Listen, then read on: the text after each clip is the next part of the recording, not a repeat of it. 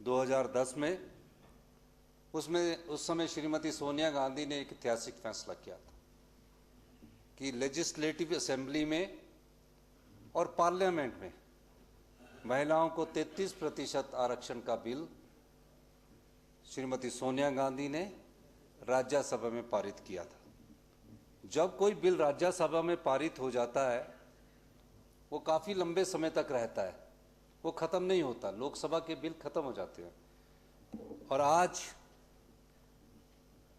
जब हम CWC की मीटिंग में, मैं हैदराबाद था, कांग्रेस पार्टी की हाईएस्ट बॉडी थी कांग्रेस वर्किंग कमेटी, उन्होंने कहा कि महिलाओं को 33% आरक्षण विधानसभा में और पार्लियामेंट में होना चाहिए।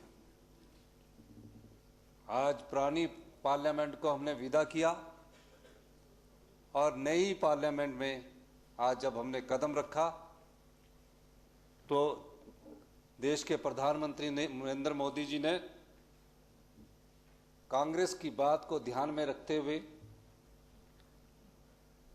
वुमेन रिजर्वेशन बिल, जिसका नाम दिया है नारी शक्ति बंधन अधिनियम, को लोकसभा में बिल के रूप में लाया है।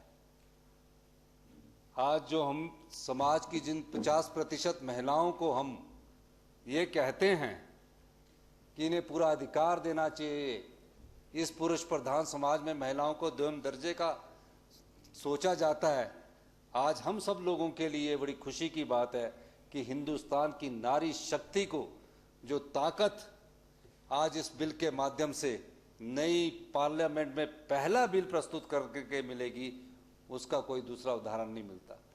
हम 68 लोग यहाँ बैठे हैं।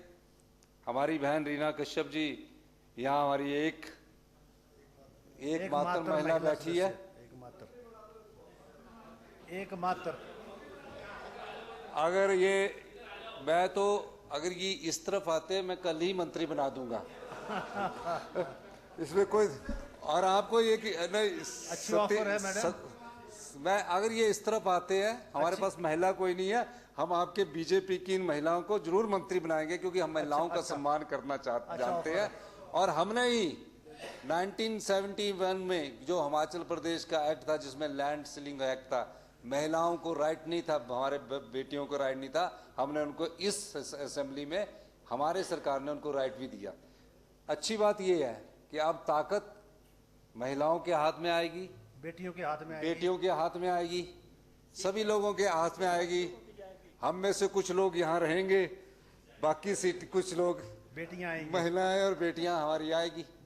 तो इस खुशी के मौके पर मैं राष्ट्रीय कांग्रेस पार्टी की पूर्व अध्यक्षा श्रीमती सोनिया गांधी जी को, CWC में बिल पास करने के लिए खड़गे जी को, देश के प्रधानमंत्री नरेंद्र मोदी जी को, और जिन्होंने नए संसद भवन में ये बिल लाया है, मैं उनको शुभकामनाएं देता हूं। और ये एक ऐतिहासिक बिल है और पहला बिल ये नई संसद में आया। हम सब लोग इस बात के आज, क्योंकि हमारी असेंबली लगी है और ये कॉन्स्टिट्यूशनल अमेंडमेंट बिल है, और इसके माध्यम से अब ये देखना है कि क्या इस लोकसभा के चुनाव में इम्प्लीमेंट होता है, कि 2027 के चुनाव में इम्प्लीमेंट होता है, या 29 के चुनाव में इम्प्लीमेंट होता है। लेकिन मुझे लगता है कि इस लोकसभा के चुनाव में और जिन विधानसभा के चुनावों में ये अभी होंगे उसमें लागू होगा। मैं सभी को एक बार पुनः बहुत बहुत इस मौके पर शुभकामनाएं देता हूं। धन्यवाद।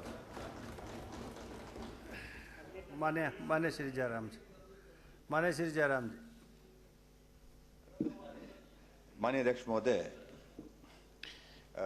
माननीय मुख्यमंत्री जी ने जो यहाँ अपनी भावना व्यक्त की, उसमें कुछ पोर्शन में उन्होंने कुछ और तरह से जिक्र किया, पृष्ठभूमि और तरह से बनाई, वो अपना लेकिन अध्यक्ष महोदय, सबसे बड़ी बात है कि इस देश की लगभग 50% आबादी की